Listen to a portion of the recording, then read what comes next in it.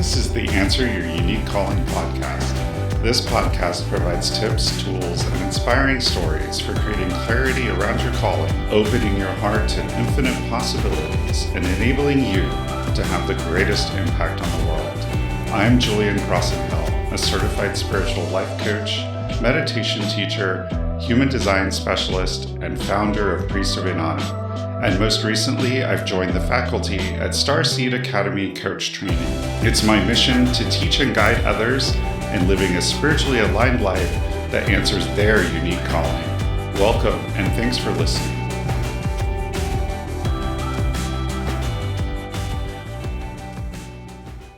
Hi, and welcome to this episode of Answering Your Unique Calling. I'm the host, Julian Crosson-Hill, and today I want to talk about a couple of ideas. If you remember a couple episodes ago, I spoke on how to manifest money. And in particular, I talked about a book called The Soul of Money. And in that book, there are 3 myths of scarcity that are outlined. And of course, the first myth was that there's not enough to go around. And the second myth is more is better. And the third myth is the one I want to focus on here today. And that is, it's just the way it is. And so when we think about this idea that we create our own reality, it's important to understand that we create our personal reality, but there's also co-creation that happens. We create together with other people.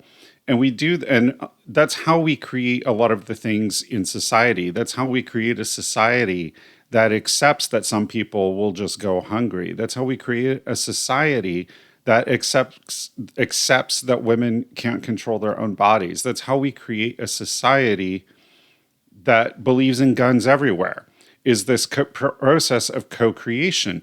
And part of that is because the people who are more enlightened and more awake and want to change the world feel disempowered. They feel like they're trying to manifest this change in the world. They're trying to have this impact, but ultimately what's happening is that people are buying into this myth of it's just the way it is. Whether they believe the same way or not, they're accepting it. They're taking it. They're buying into this myth rather than stepping in and really making a change. And let me give you a couple of examples that I think will help clarify what I'm saying here. And then I'm going to talk about the solution, because there is a solution here. As with any problem, there's always a solution. So the first example I want to talk about deals with our political system and the people that are in power that are making decisions that impact people's lives. And we have a huge problem with people not voting in this country. And so one of the things that I've been hearing, so the media plays a really big role in this idea of perpetuating the myth that that's just the way it is. And in a lot of ways, they're part of the machinery of power over. I think it was the last episode, I talked about power over from power within. And of course, power over people are very threatened by people who are in touch with power from within. So they want to control and kind of seize as much power as they can and consolidate their influence. And of course, for every person who buys that's just the way it is, that creates more influence and more power for them. So the media, whether they intend to or not, whether they're willing partners or not, they participate in this. And they create a narrative about the way things are. And people who consume too much media or consume media in a non-mindful way, in other words, they're not practicing mindfulness, they're not challenging or questioning the things that they're hearing in the media, buy into this myth of that's just the way it is. So whatever the media portrays, they sort of accept. So back to this idea about politicians. So one of the things that the media I'm seeing over and over and over is that in the midterm elections in the United States, the same party as the president, as the current president, always loses seats. They lose power, which means that the media is saying Republicans are going to take the House, they're going to take the Senate, they're going to consolidate their control. And for those of you not in the United States, Republicans are the more right-wing political party in our country. They're the more conservative party. They're anti-abortion, pro-gun, anti-tax. They don't anti-social safety net. So all of these things. And so there's this myth. And so how is the media, how is that impacting our reality, our co-created reality? Well, if you look at voting turnout during midterms is always far lower than a presidential election. And in terms of enthusiasm, being excited to vote or wanting to make sure that they vote, the opposition party from the president is always more enthusiastic and more energized to vote in the midterms. So obviously we can say, well, that's just the way it is. They're going to lose in the midterms. Or we can show up and vote and say, no, that's not the way it is. And we can make a change there. And I just want to point out how powerful this myth is, because there's an equally insidious myth here that all the political parties are the same and they're all just as bad. And I've said it before on this podcast that politicians aren't going to save us. They're not going to solve our problems for us. That's really for us to awaken our own power. And from our point of power from within, have an impact in the world, inspire the people around us to also change. And change comes at a local level. It comes from the relationship. So, and I talked about the human design framework of individual, tribal, and collective.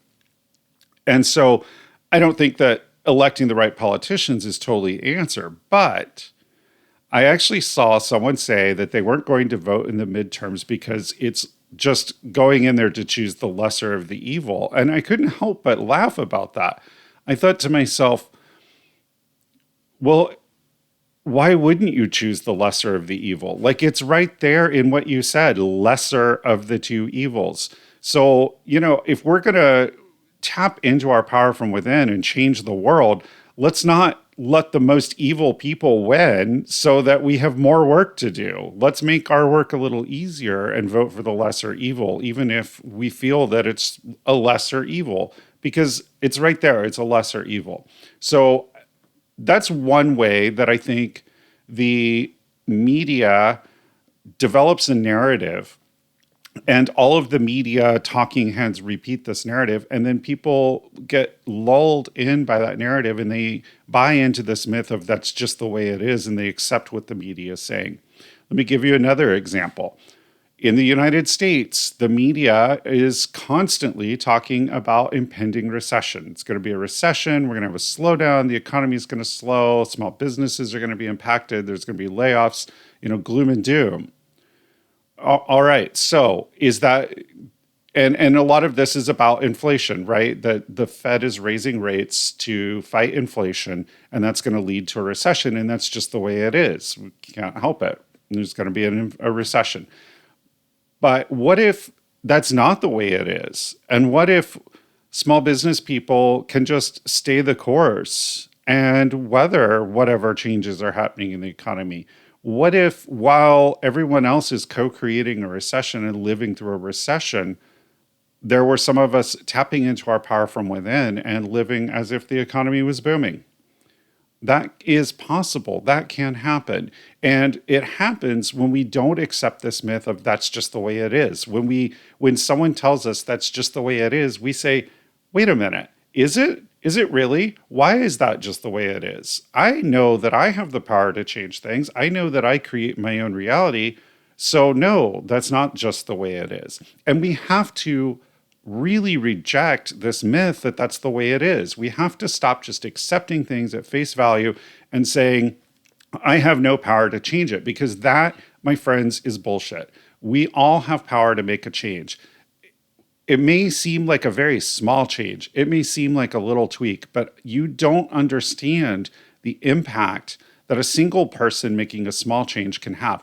If you look at history, if you look at pop culture, if you look at all of these things, there are people who did the smallest things and that had a huge impact. Okay, so let's talk about some of those. Like Mother Teresa, she dedicated her life to service and worked for the orphans in India and she raised a great deal of money to take care of those children, to meet their needs.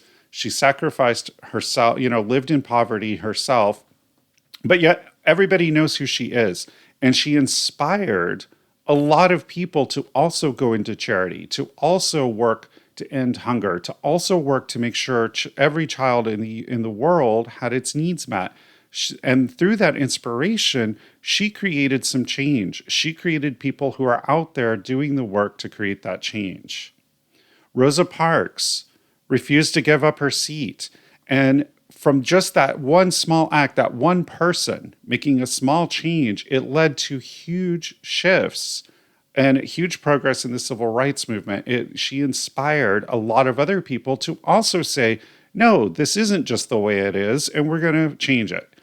And so we have to stop accepting that.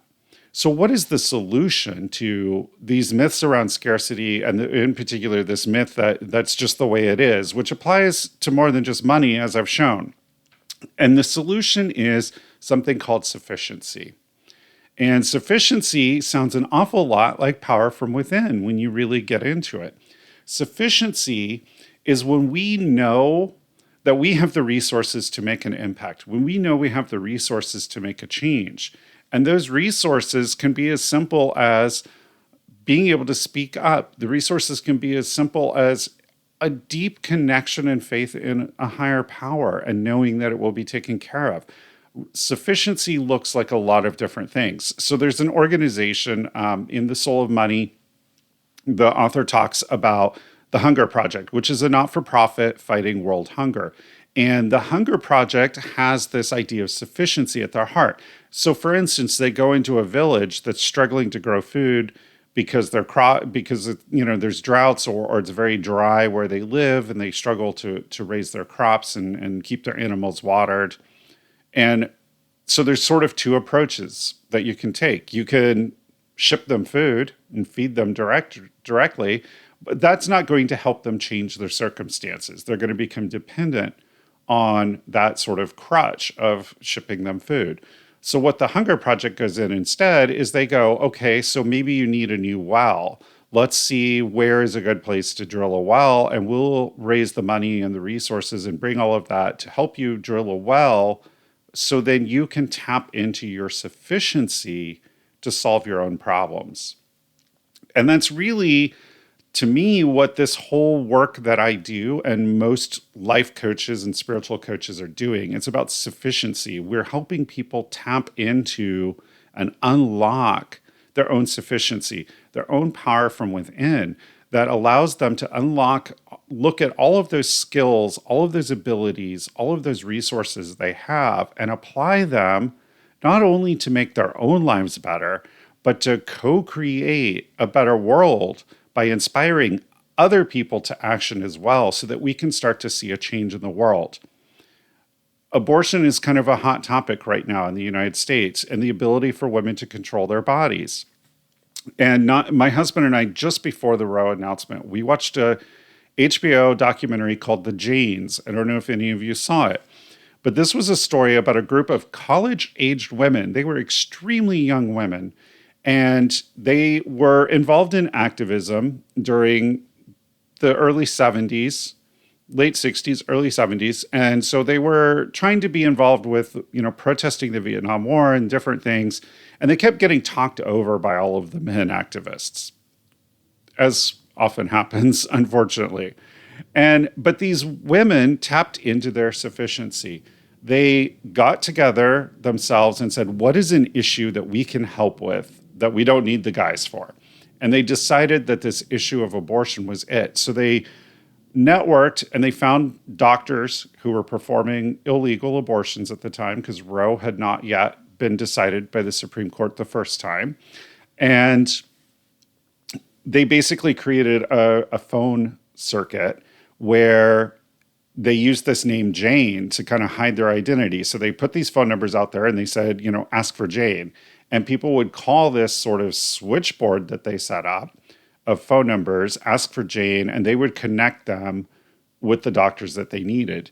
And eventually they started actually They had their own doctor who was doing them, who eventually taught the women to do abortions themselves. So, funny part of the story actually is that they were performing an abortion when they got raided by the police. And part of the thing that worked in their favor in kind of getting the charges dismissed or getting a softer charge, was that the police, it was basically misogyny. The prosecutor couldn't believe that women were performing an abortion. So they were looking for the male doctor who was there doing it. So the main point, though, getting back to it about the Janes, is these women tapped into sufficiency. They looked at, what is the problem? Women don't have control of their bodies. What can I do? Well, I can take phone calls and connect these people with doctors who'll perform abortions. When that stopped working for them, they found a doctor. Okay, we can create this system where people call us, we arrange for them to meet us, we then drive them to the doctor. They were trying to cover their tracks, so we drive them to the doctor that we're going to have in a certain location, and they moved the location around. And then we're going to drive them back to where they started. We're going to talk them through the process and give them support. They did all of this. And then when the doctor said he was going to stop doing them, he was going to get out of that business, they learned to do it themselves, and they kept up that system. So every time they were faced with a challenge, every time they were faced with a roadblock, they tapped into sufficiency. What do I have? What do I know? What can I learn? What is my power from within that I can tap into to solve this problem, to overcome this hurdle? And how can I use that to make an impact in the world? And so when we start to think about these things like the political environment and what is happening, we know that gerrymandering is a big part of why Democrats don't win more elections.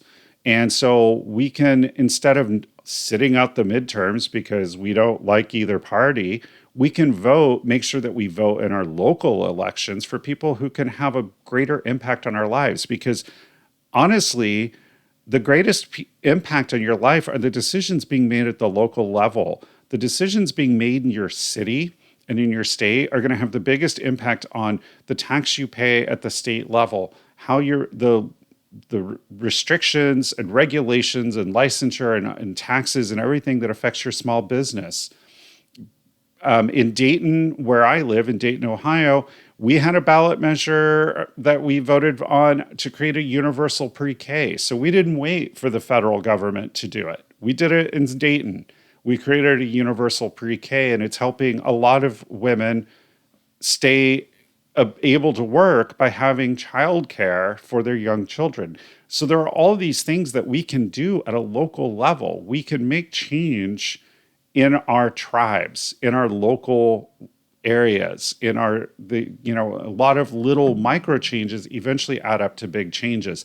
For a long time, many of the progressive things that happened in the United States started in California, and then they eventually spread to the entire country. So what I want to get across there is, not only does this happen in the small, like a locality like Dayton, it also happens at the local level. How can you support a friend of yours? How can your friend support another person? How can you and two friends support each other? How can you and two or three friends support each other? And as that gets bigger, then you start to have more and more impact on the world. You start to inspire more people. People start to see what you have and they say, I want that too. So you either let them into your group or you teach them how to start their own group. And before you know it, you're having a big impact on the world. And this is what co-creation is all about. It's about people standing up and saying, no, that's not the way it is. It's about tapping into their sufficiency to find solutions and to have the guts to make a change. And it's working at the micro level to create ripples that ripple out and create change in the world. So I hope that this has inspired you to really question when you hear things, whether, and particularly if they're presented as that's just the way it is. I hope that this has inspired you to question that